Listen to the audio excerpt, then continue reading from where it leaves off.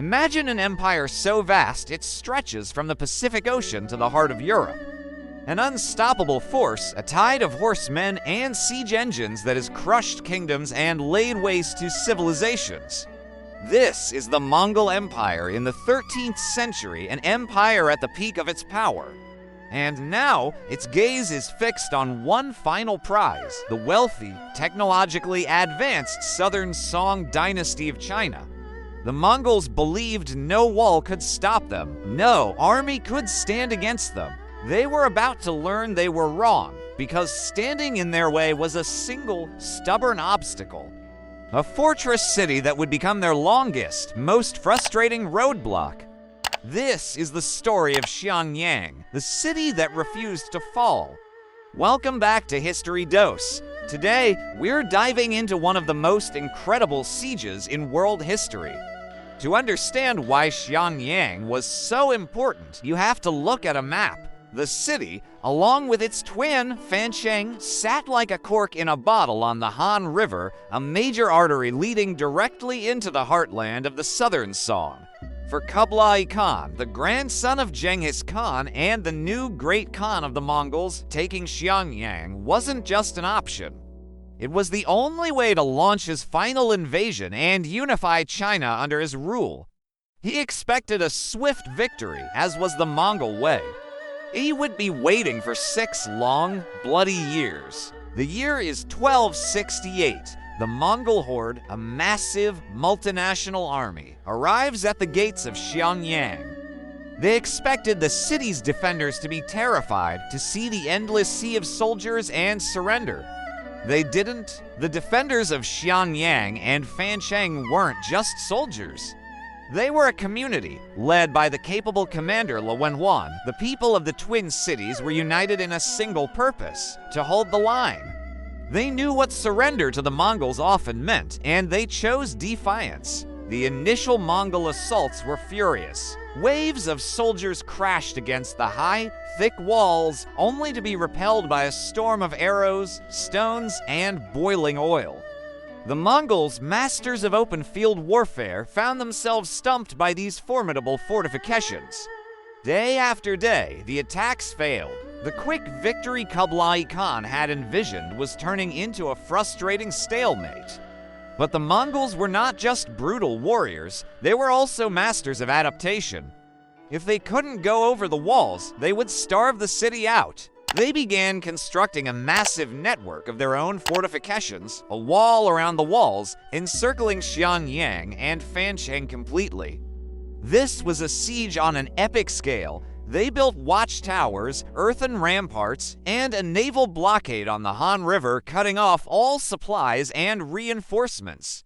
The twin cities were now an isolated island in a Mongol sea.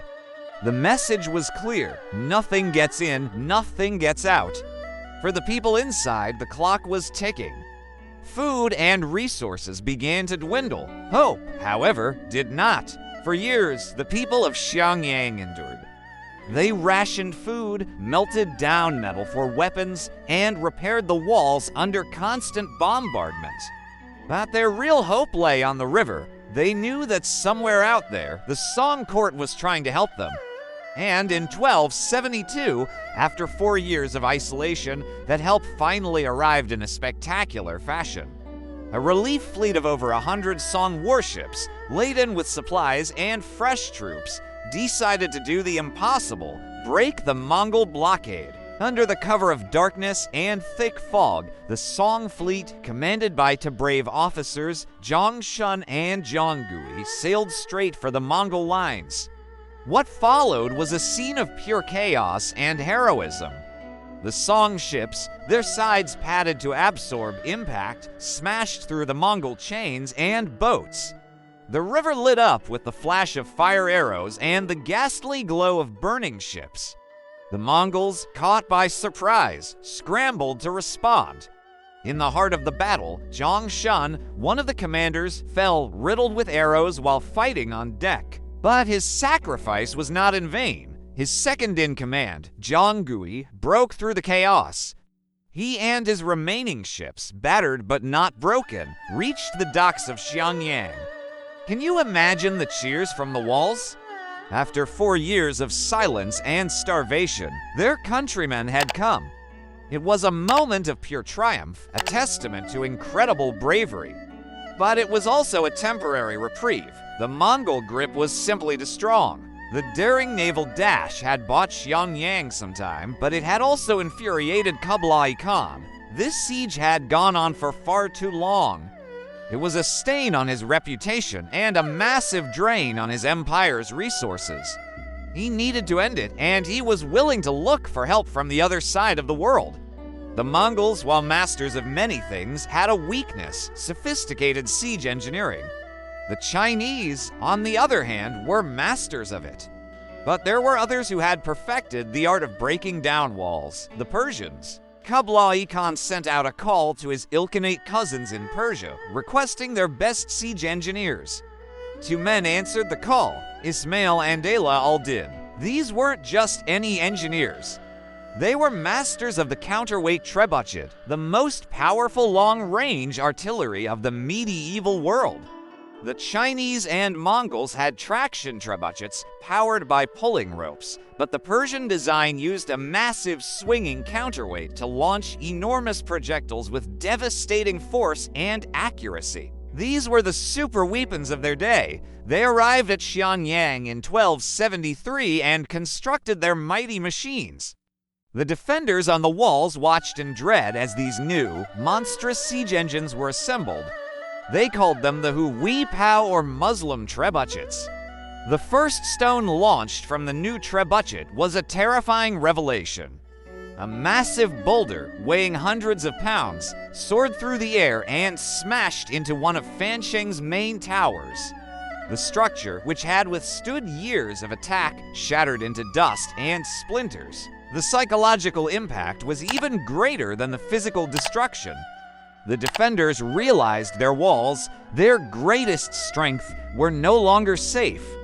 The trebuchets hurled projectiles relentlessly, day and night, reducing fortifications to rubble and shattering the morale of the defenders. Fan-ch'eng, the twin city on the northern bank, was the first to fall. After a brutal assault, the city was overrun.